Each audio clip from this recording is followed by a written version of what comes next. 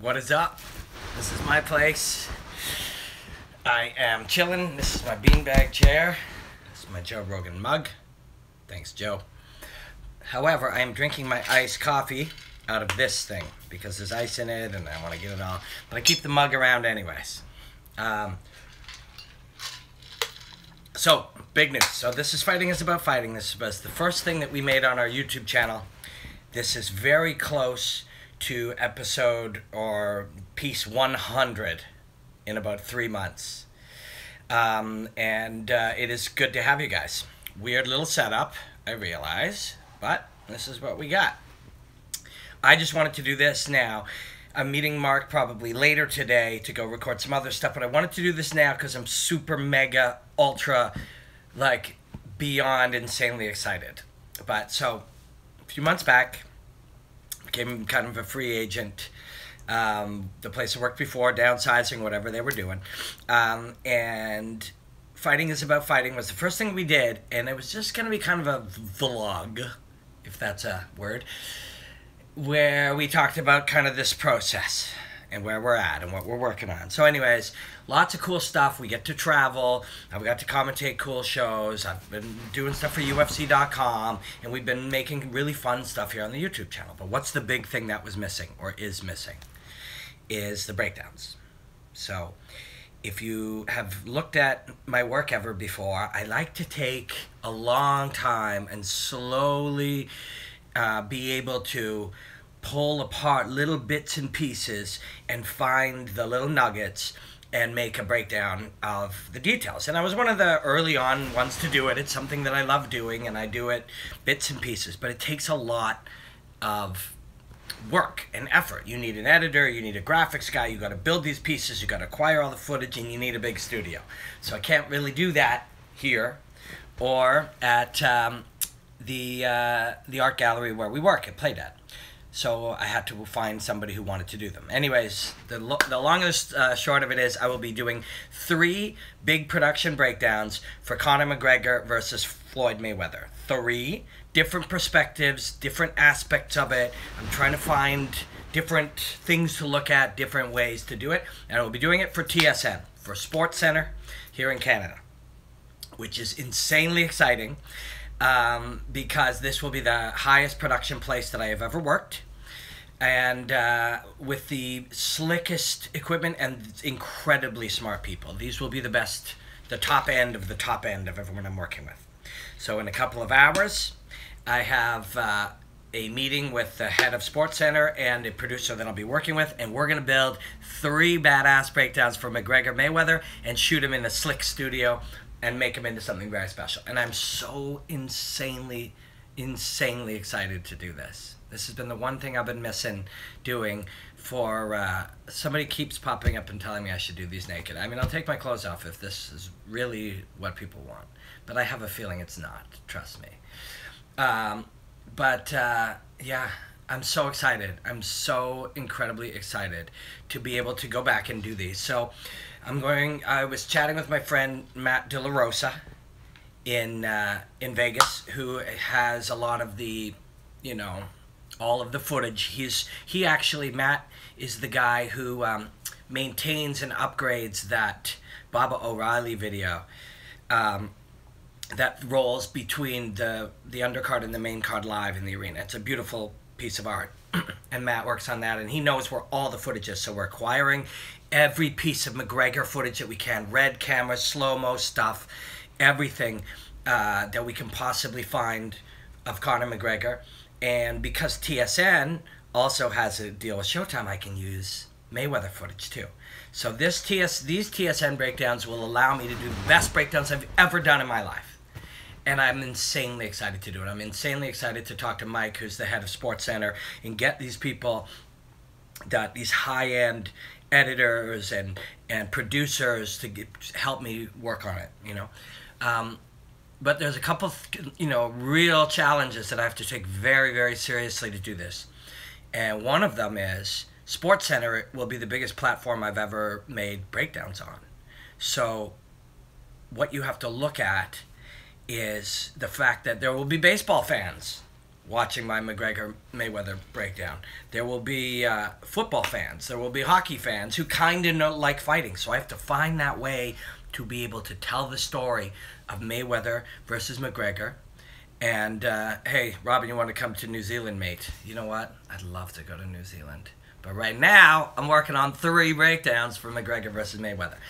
So anyways, I got to figure out the way that we can find and reveal something interesting to a fight fan, and also interesting to somebody who doesn't know a lot about fighting. So we're going to work on that today. So I got a call or a meeting in over at TSN, and I mean, I'm so excited. So, and one more thing while we're on that is TSN will be sending me down to Vegas to cover it all week. So we'll be covering that fight card all week long with somebody named Russ Amber, who is a boxing expert, a boxer, a coach, and a television boxing expert, and together we're going to make and analyze and talk and discuss. It says poor connection. Should I be concerned? Anyone? Should I be concerned? Well, also that's poor. Great way to start my day. Thank you, my friend. It's very exciting. Dude, that sounds epic. Glad you got to break that fight down. Yeah, it's going to be a lot of work because I want to be able to do it in a way that we, like I said, will reveal something new or interesting or thought-provoking for people who are already really informed, and but also for people who don't know much about fighting, that they'll be able to get something from it and be drawn into it. So I'm going to take it very seriously. My friend Matt has helped me find the right footage. So today, I'll talk to the top guys over at TSN who work on SportsCentre, and we'll start acquiring footage and start slowly putting these together. But then also, like I said, the week of, this is going to be so disingenuous. There's no breakdown for Conor McGregor versus Floyd, every aspect. See, but that's the trick, is you have to tell the truth. You have to tell the truth, and you have to tell it in a truthful way, and find something about it. So if I'm saying, I don't think this guy has any chance, I can make that a 20-second breakdown. That's what most people would do. That's what people who, you know, hate the fight or are like emotionally invested in this being horrible. But the job is to find out a way to make that interesting, if that's the perspective. Find out a way to reveal that in a different way, or to compare it to something else, or to really show how truly impossible it is. The job isn't, you know what, this guy sucks, he has no chance. If that is the belief of one or more of the breakdowns, the job becomes to try to show that in a way that you could truly compare that. Well, it's just, what else is so impossible? Is it like throwing a baseball to the moon level of impossible? Or is it like, you know, beating an Olympic high jumper because and you're a high school guy? Really explain it, you know? And anyone who says Conor has no chance can't elaborate on that point. You have to, if that's your job. I'm not going up there to do a terrible job. I'm not going up to take my life's work, and I'm not going to lie. I'm not going to lie. I'm not going to say, oh, McGregor's left hand is better than the greatest boxer of all time. You have to go and you have to find the way to make that something. How impossible is it? Is there anything been this impossible that ever in history has been accomplished? You know, find points of comparison, provoke conversation, provoke ideas, provoke thoughts about it. That's what the job is. No, your life is going to be made. It seems like Conor has some sort of chance and is going to be biased based on fantasy. If it is based on fantasy, how do you make that? You know, how do you explain that? Also, the fact that people get so wound up, they're so mad, they're mad enough. Think about this. This is proof of Conor McGregor's influence. They're mad enough to take time out of their day to go on to things and angrily debate with people that he's going to get murdered. If he's going to get murdered and you hate him, you should be thrilled. But for some reason, there's some undertone that it scares them. It frightens them. It's like Oscar de la Hoya. There's something in there that just scares him just a little bit. And that's interesting. Maybe that's part of it. Because the breakdown, you know, and I've been saying this for a while. We got way too into, like, look what the foot did here, which caused the shoulder to do this as he ducked underneath this and this. If all we're going to do is slow something down to a tiny bit, would Conor be headhunting or change his style? You got to do it all, man. But that'll be part of the breakdown. Is we'll go in and we'll look at possible strategies and why they have never worked before against Floyd, or when they have almost never worked before, or what has ever worked, even ever so slightly. You just have to go in and dig. Well, everyone hates the fight and says he has no chance. They all get angry. I lost your thing there. Whoa. I lost your thing there. But yeah, people freak out. Who's embarrassing who? Do we all know who would win in the fight? It's a win-win for Conor. Huge payday. So anybody who thinks that Conor has nothing to lose doesn't know Conor McGregor or any of the people around him, or hasn't studied him, because he will not be looking at this. But so this will be, hey, thanks for coming live here, guys. Have you seen Lomachenko use the over-under in the clinch to spin his opponent? That could be. So any one moment that you see, you're an embarrassment to MMA, but you're on my site spending your time hanging out with me. People are weird, man. You know what I never do is I never go to people's sites that I don't like. I can't imagine doing that. It's very strange. But so 3 breakdowns for TSN, followed by the entire week of coverage from Las Vegas with TSN. And my job will be to dig into these things. And I will never, ever sacrifice my credibility. So I have to find ways to find that story and bring it in and shine a light on different aspects of it. And even the way people are responding is something. We're talking about influence. We're talking about how people are being influenced by Conor McGregor. And that in and of itself is something fascinating. So I am super pumped about that. I'm crazy, crazy excited. I've been missing doing these breakdowns. It's the thing I love most to work on, to get lost in them. And, you know, you have to comb through just so much footage and try to... Will the TSN coverage be on YouTube? I believe so. In the UK, yes. Thanks, guys. So... I believe, yes, on TSN's YouTube channel, we will put all of this stuff up. So we're going to discuss it today. It's been agreed to. It's been agreed to, and the work has begun. So 3 breakdowns, and then all week long coverage from Las Vegas.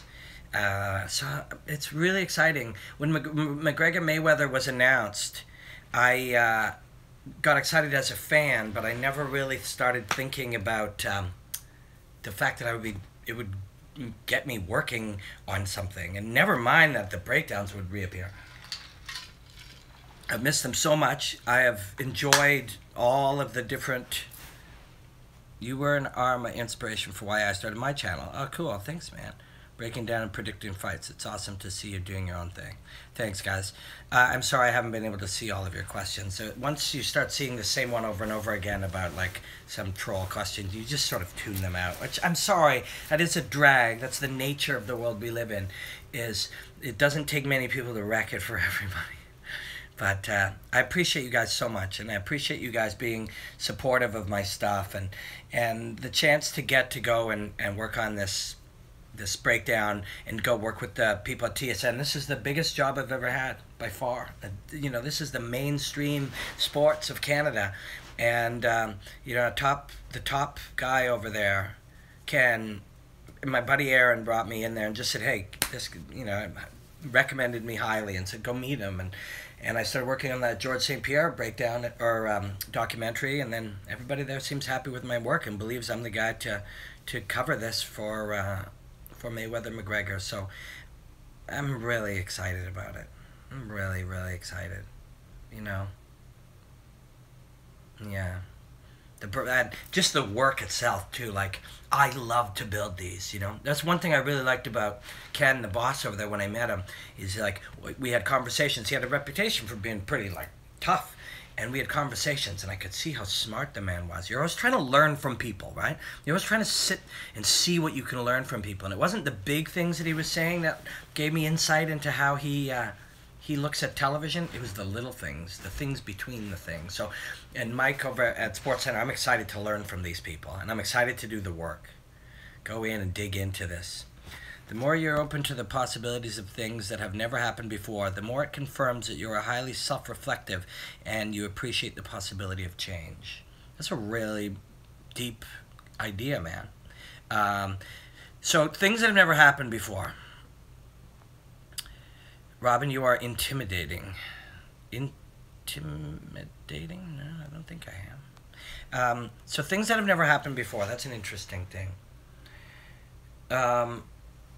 Yeah, never happened before. Does that mean they'll never happen? Like, anything happens for the first time. Nobody had ever done 4 rotations on a skateboard, and then all of a sudden Tony Hawk did it, and then everybody could do it within a couple of years. Even the quad in figure skating used to, at one time, sorry, I got my sweatpants rolled up. The quad in figure skating at one time was thought of to be impossible, and then it was only done by the best. And now mid-level people it's just a standard thing, you know.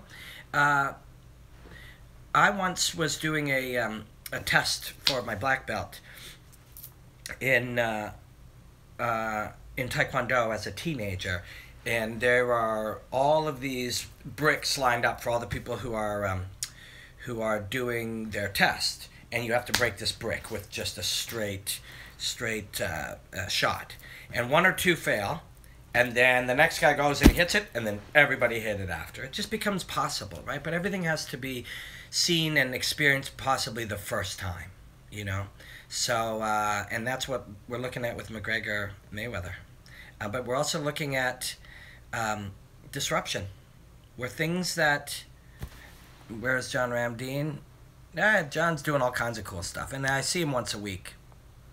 And we record a bunch of stuff for this YouTube channel. So, yeah, McGregor's going in to do something that is impossible.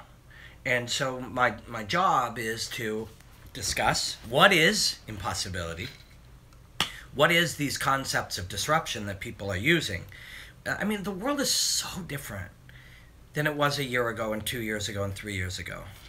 Do you think that mental aspects of Anthony Pettis' last loss versus Holloway will have any effect on Miller? Or will it return better than before at lightweight? Anthony's been on and off at different times. When he's been on, he's been spectacular. I think it's really a lot up to him. The press conferences between these two is going to be very interesting. While lots hate the fight, most will be surprised by how powerfully intellectual Conor is at breaking a man down mentally. I agree. Please give us your thoughts in regards to the legality of grappling tournaments in Canada. That's absurd. We're going to have that conversation another day, but there's been discussions of like grappling tournaments being made illegal in areas of Canada. It's just absurd. Absolute absurdity.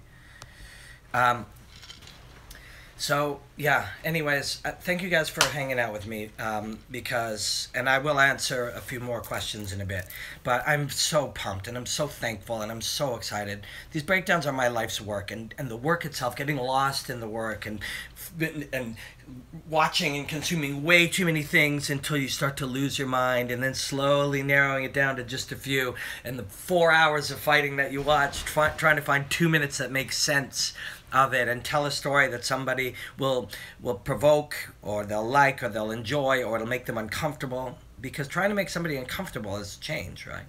So I'm really excited about that. But while I'm at it telling you guys good news, I also have some less good news in the realm of chasing your goals, right? Part of what I talk about outside of fighting is that you chase your dreams, you go after it, you know, you get better every day, and you try, there's something you want to accomplish. And publicly, I have said out loud, because I wanted to say it out loud, that my goal is to commentate the UFC. And it is. My goal is to commentate the UFC. And when I see you doing breakdowns of KSW, if KSW employs me to do breakdowns, I will gladly do breakdowns. It's not easy because you need a studio and everything. But man, I love KSW. I want to commentate that too. I used to do some commentating.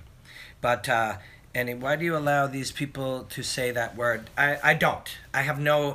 If somebody could please go and...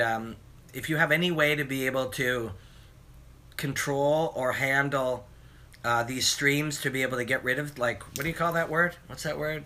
You get a moderator. If anyone knows how to do that or could do that, please message me. I would be thrilled to have you moderate.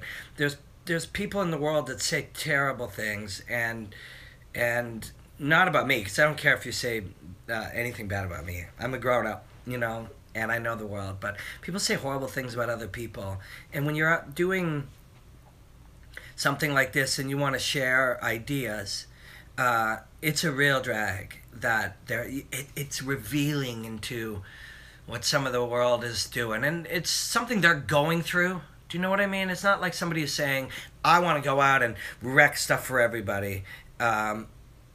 What do you recommend for someone who wants to start doing fight breakdowns like you do? I'm currently studying law, but my dream is to do what you do. Okay, I'll tell you about that in a second. Anyways, if anyone knows how to moderate, please let me know. There's some real hate and weird stuff on there. So somebody's asking about breakdowns and you know, doing what I do. What I do is not hard. Doing the thing you love is not hard. You know, you just start doing it. You have a YouTube channel. If you don't, you just click a couple buttons and you do, and you can start. If you click on someone's name, you can make them a moderator, I believe. Yeah, you just start. Start a YouTube channel, go on Periscope, make a little 20-second Instagram. Just do it. But I will tell you, it's an ongoing challenge. The world is challenging. ACB in Russia.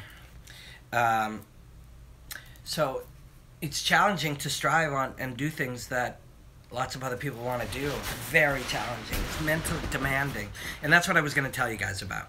So if you know me, if you've been following some of my, you know, pieces and things I talk about, you know I want to commentate the UFC. And you know that one of the things I was really excited about was potentially doing Dana's Contender Series. And I know I was in the running right down to the wire, right down to the last consideration to be able to do that. And I found out I'm not getting a role on Dana's Contender Series.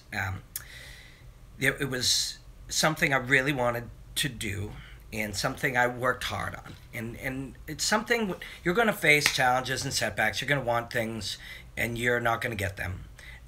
But what you want when you don't is you want to be able to look back and say, I did the hard work. I worked as hard as I could. I prepared as hard as I could. I left nothing unturned. I did everything I could to be able to do it. Yeah, I won't be commentating that.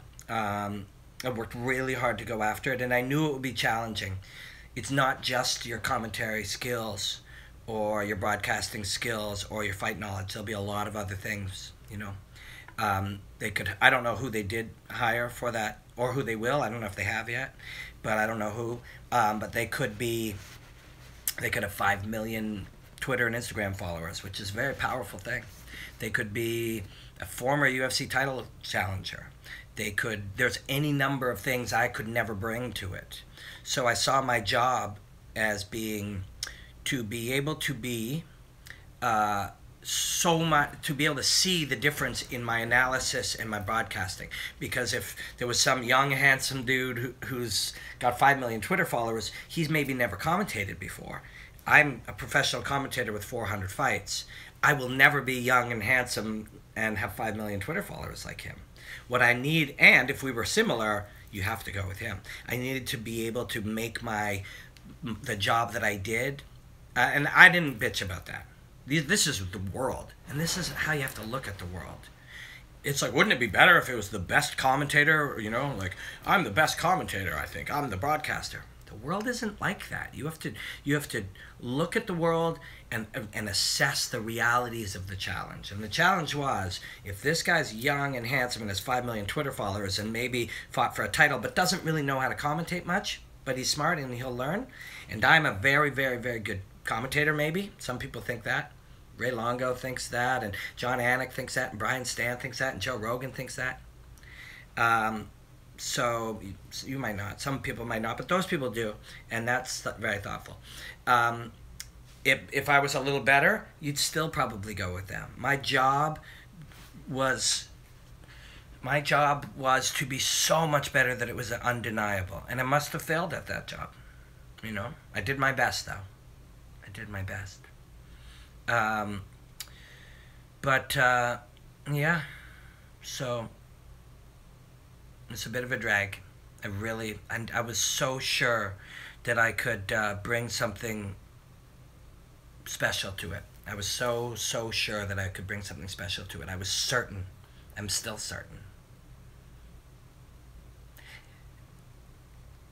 I'm very fucking lucky though, because it would have almost, as much as I wanted and worked hard and was really truly gonna go after it with everything and did.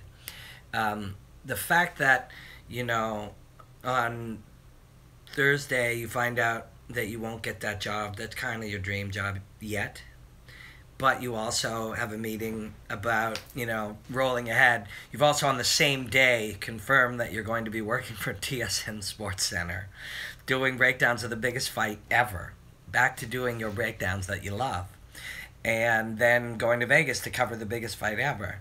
You feel like you're a little greedy, It's painful. I did a little, that it's painful to love something as much as I love this.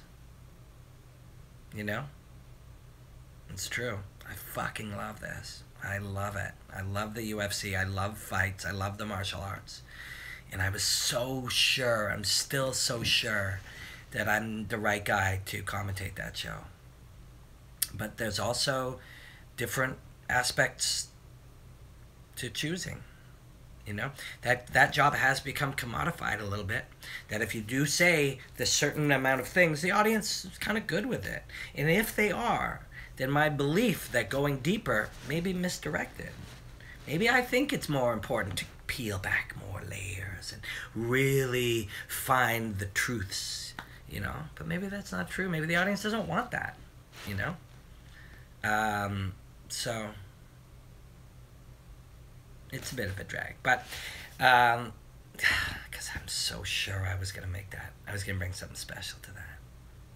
But like I said, it is pretty spectacular to be able to go and instead go, well, you know what? I guess I'll just work on my 3 Conor McGregor, Floyd Mayweather breakdowns, because the work is what always cheers me up. And I'm going to be very proud to work for the biggest sports channel ever in Canada and do breakdowns of the biggest fight ever. And for SportsCentre, and then go down and do that. So I'm very lucky and I'm very thankful. Please don't think I'm not grateful. I am grateful. I really am. But it was a really challenging week to be waiting to hear these things. So.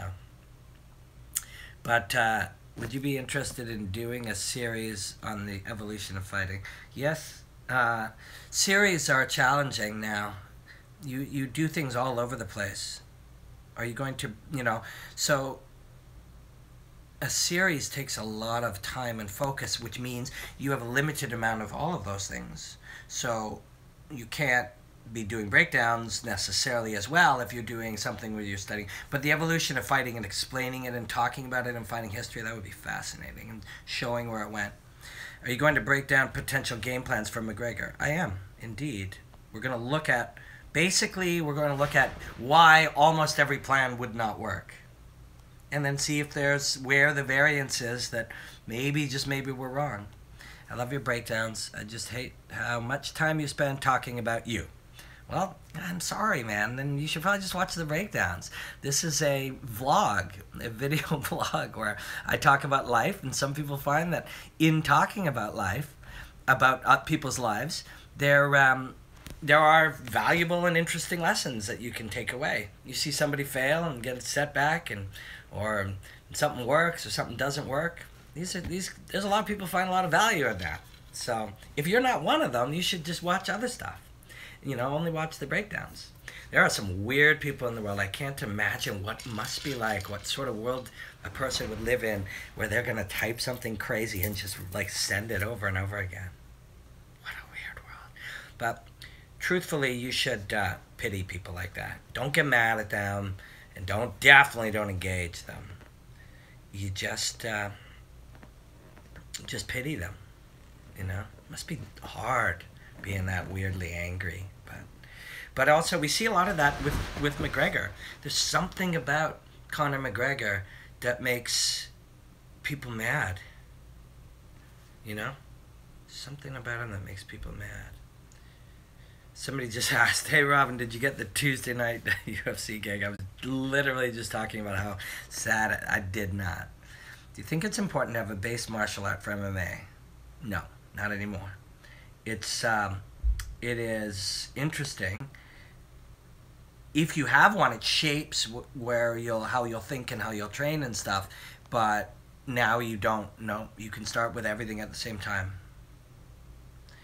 I showed my dad, a non-MMA fan, a video of you breaking down Groovy Lando wheel kick, and he was impressed.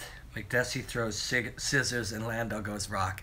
That's sometimes the goal. What you're trying to do is find a comparison or an analogy or an example or a new idea. I mean, the truth is, it's just a punch and it's just a kick, and it's just moving your feet and it's just moving your head and it's just hitting a guy until you look at it different. Coffee is just brown fluid until you figure out where the beans came from and how they grew them and what they did, how it was shipped there, and where this is just a cup until you look at how the metal was made and what type of... There's an amazing show on TV called that you'll see sometimes. We see it a lot in Canada. It's called How It's Made. And, if you look at the simple versus the complicated, is a pencil simple? Look at a pencil. Is it simple? I was reading a book about that where I referenced this. Is a pencil simple? Sure, it's just a pencil.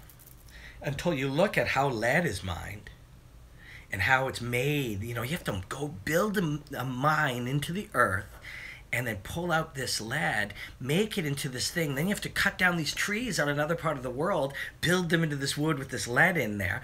Rubber is created this other way, and metal this, and then all of that is brought together.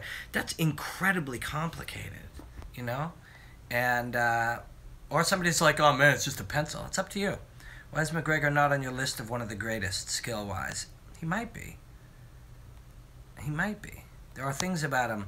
There are things about him that are. But I haven't seen it all yet. But I'm a huge fan, man. I'm a huge fan. It's a thrill to break him down. People hate Conor because he's someone who did the impossible. And most people don't want to believe the impossible can be made possible. Hence the hate. He inspires the right-minded folks. I'm not ready to go right-minded and say that those guys are stupid and that it's smarter to think this way, because people think how their lives have shaped them and where they've been brought to. But I do agree, Conor makes you think that perhaps you are in control of your own life, that you are in control of your own destiny. He may just prove that. He may just make you think that way. And if he does, some people don't want to believe that, because being able to complain, this isn't fair, I should have got that job, I'm the best this, and that's not right. The world is the way the world is, and you have to find the ways within it. And if you didn't accomplish it, or you haven't found it, or you're trapped somewhere, you have to work your way out of that. You can. Everybody has the ability. And Conor McGregor reminds us of that. And that makes some people very mad. Conor McGregor didn't do the impossible. He does not have the best UFC record at all. I also don't want to judge. Some people might be 13 or 14 or whatever, because records don't mean anything. They're meaningless. Some of the best fighters in the world have fought at times where they didn't know the skill and then later they did, or they fought the very, very best and lost 3 out of 4 and people say they suck. When you're talking about skill, you're not talking about records. Conor McGregor has done the impossible many times. And he will do the impossible again many times. Will he beat Floyd Mayweather? I still have my heavy doubts. But I've said this before and I'll say it again. Conor McGregor, every single thing I know about fighting that I've dedicated my life to studying says that Conor McGregor has no chance. And yet, part of me thinks he has a chance. And that doesn't make sense. What do you think of the stylistic matchup between Jorge Masvidal and Wonderboy? Massive fan of your work. Really appreciate your passion. Thanks, man. It's a pretty amazing, amazing fight. And I will be working on breaking it down. You know, a lot of the last couple of years, a lot of these fights do a Robin Black Fight Companion. I bring a friend or two in, and we go on Periscope live during fights. So follow me over there, and you'll be able to join us. A lot of these fights, especially McGregor and Wonderboy and some other guys, have become about where the range, the distance you are from them. That's what they play with. People used to play with how high up I am. Attack you here, then I'm going to attack your legs. Now you think I'm attacking your legs and I'll hit you. It was up and down. And then TJ Dillashaw and Dominic Cruz started playing around a lot with this. Where am I? And then McGregor and Wonderboy started playing around a lot with this. Where are we? Can you get to me? You know? YouTube Fight Companion. It's on Periscope. Just go there. That's where we're doing it. So that's it. It became about that range. Now, the best now are doing all of those. Does Theodoro have a chance with his genetic game against someone as refined as Tavares? Distance doesn't work in a square. We saw this in boxing 30 years ago. You are incorrect, my friend. Boxing is about distance. Every single moment of boxing is about distance. Am I here? Nope, I'm over here. Oh, I'm over here. This is boxing. Boxing is the distance of your feet, your head, your hands, your weapons, and we're varying those. The only difference in boxing is that we are standing here, we're standing here, it's the pocket, or we are standing here. In MMA, there's one more, another distance at which you can strike from. So in boxing, the tight circle, the chest to chest, the pocket, and the tight circle. And outside of that is outside range. You have two steps out. Actually, they call it in boxing. Many people, not they. There's a lot of different ways to do it. I am a fan of Mighty Mouse. Thanks. The 2 steps out is where you are 2 steps out. With 1 step, you will reach the tight circle. 2 steps out, in fighting, you can kick from. But, since there's no kicking in this fight, that aspect of it is irrelevant. Doesn't mean you won't hang out there. So yeah, boxing uses a lot of range. Anyways, I'm gonna go, guys, and I don't know if I'm gonna do live on YouTube a hell of a lot, unless we can figure out how to get rid of, you know, weirdos that would spend their time trying to wreck your guys' good time. Then I don't know how we're gonna do that, but anyways. Otherwise, we'll just record them and put them up, and maybe there's some other place. But I am trying to ignore them. But when weirdos, I put the same thing like 27 times, all in caps. It's starting to like sort of interfere with. It's like noise pollution when you're outside and people. It's very loud. Maybe there's an answer. Anyways, you can't be discouraged by things like that. But thank you again. You guys take questions through Twitter. Yeah, that's what we do for Ask Robin Black. You can see it here on the channel. But again, I'm so excited to be going and doing these breakdowns. You know, very excited. And to cover Mayweather McGregor. And as far as that Tuesday night thing, I'm very disappointed that I couldn't convince them. I couldn't perform on a high enough level to overcome whatever any of the other things was. I knew I needed, if I was going to be considered against very famous people and maybe title challengers and people like that, that I needed to perform on this level. And I guess I wasn't able to quite get there. But that's okay. You keep chasing, you know. There's going to be a lot of setbacks in my life and yours. And life is about what you do with them, and where you go, and how you handle them, and how you push through them, you know, and how they make you better. If we're talking about Conor McGregor, he lost to Nate Diaz, and when he lost to Nate Diaz, he went back and immediately looked for things that he did, how he could change, how he could improve. and did, and then came back and won. And that's what I'll do every time I'm faced with a setback. It's a good lesson for all of us. You know, it really is a good lesson for all of us. But so I will say goodbye. Fighting is about fighting 11. It was a slice hanging out with you guys. And I will go and I'll move over to that part of my little place, and I will start working on my McGregor breakdowns. I'm really excited. I'm very fortunate to be able to do that. And thank you guys for the the kind words and the encouragement and the hang.